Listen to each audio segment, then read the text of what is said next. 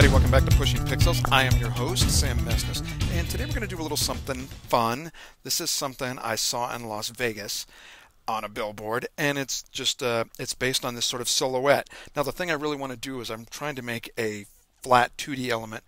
I'm trying to give it a little bit more volume and make things jump out at you or give you some perspective, and that's a little hard to do sometimes in 2D, but here's some kind of tips and tricks you can use to sort of do this. So the whole premise is this concert scene, and I took a bunch of silhouettes and I just made a crowd, and I got all these off Google, so I just did a search, and then I put a band on stage, and then I put this text element back here that says Swift, and I thought, well, I'll use Taylor Swift. She's fairly popular, and we're going to go from there and make this image come alive. Now the first thing I want to do is I have a black layer, and you can't see all the elements now, but I need the black. It's going to help me out. And the first thing I'm going to do is make a layer above that black, and I'm going to call that fill, not PH, fill, F-I-L-L. And what I'm going to do is I'm going to go from orange to white, and it's going to be a radial gradient. So I pick my radial here and make sure I got the right one. And I'm going to go white from center, and let's lose that thing. And so right from center, I'm going to go out, and there you go. And that's exactly what I was looking for. Orange out, white in the middle. And we're going to set that layer to hard light, and you'll see why, because the black's starting to come through from underneath. Above that, let's make some clouds. So I got a new layer. And if you want to name that layer, feel free, C-L-O-U-D-S. And on that layer, I'm going to reset it to black and orange, and make some orange clouds. Black, orange, filter, render clouds, and I'm going to get those crazy clouds. Now, a little bit too much in the cloud department. In fact, a little bit too dark in the cloud department. Why don't we go a little bit lighter? Let's try that. Filter. No, get out of there. Filter clouds. Better. Much better. Now, one of the things I like to do is, I do this a lot when I'm making dirt or grime or whatever, is whatever layer I'm on, I'll put a mask on that layer, and I'll also apply a cloud to that layer. And that black, white, and gray help randomize this and pull and start masking. In this case, I'm using clouds to mask a cloud, and it does thin out a little bit. You can see the difference. It gets lighter, obviously, so there's more masking happening there, and that'll come into play in a second, because the clouds, I'm going to make those clouds work for me. If I go back to my fill later, I'm also going to apply a mask to that, and again, we're going to do gradient, but instead of black to white, we're going to go black to opaque, or black to 0.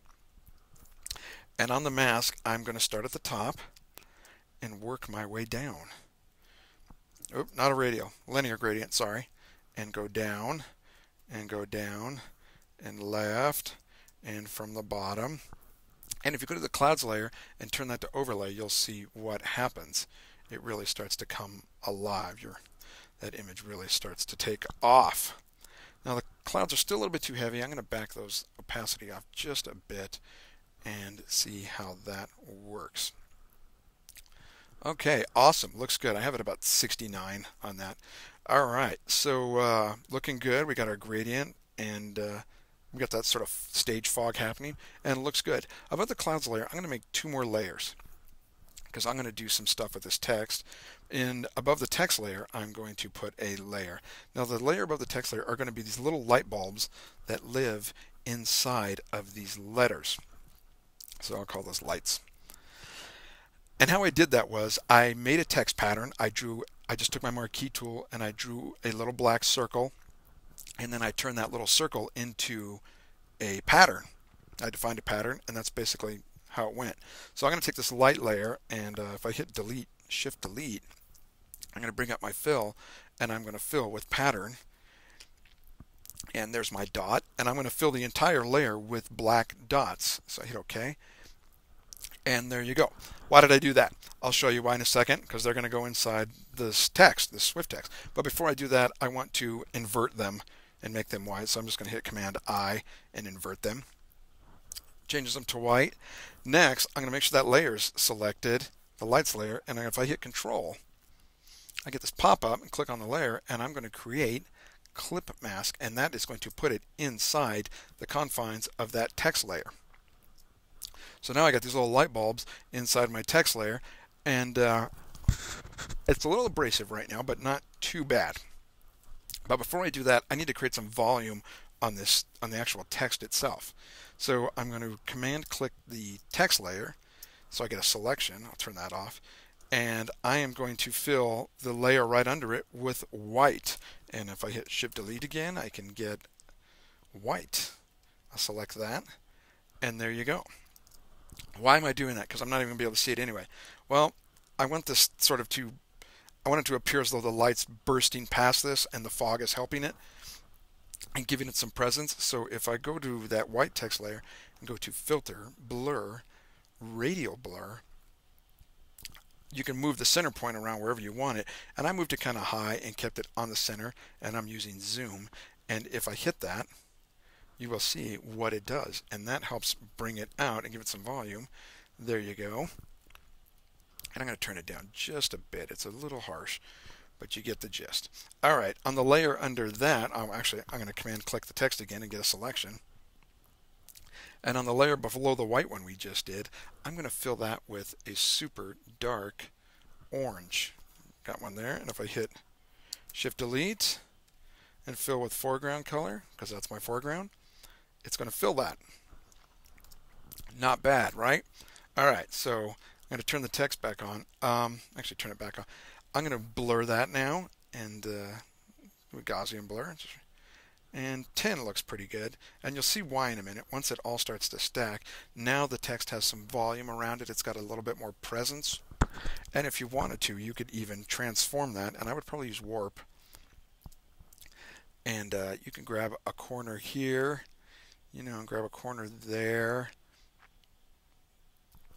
and grab a corner here, and sort of play with the drop shadow of it a bit more than you would with anything else. There you go, and that's starting to look really good. Let's give those lights an outer glow. So if I go to the lights layer now and hit outer glow, I am going to pick just an orange off the scene here, kind of a medium orange, and you can already see it's applying to the lights. And I'm just going to bump up the size a little bit, not too much, maybe a 10. Maybe it's what happens at 15. Too much. That's 11. Ah, perfect. Now, if I go to the actual text layer itself, I'm also going to apply an inner glow to that. And again, I'm going to pick an orange off of here. Again, a medium, and you can already see it's happening. And crank the size up a little bit till it starts to fill that out a little bit. Awesome. Let's put an outer glow on that too. I'm going to pick a super light version of orange on that, and it's going to sort of wrap around the text now and help light it up. There we go. Maybe a little bit too much. How about 12? Not great, but it's getting there. You're getting the gist. All right, and that white layer is still a little abrasive. Let's crank that down a bit. There you go. Now it's not looking too bad. It's really taking some shape.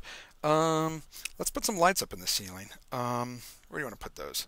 How about above the clouds layer? Let's just put like a small. I'm just going to use a white light.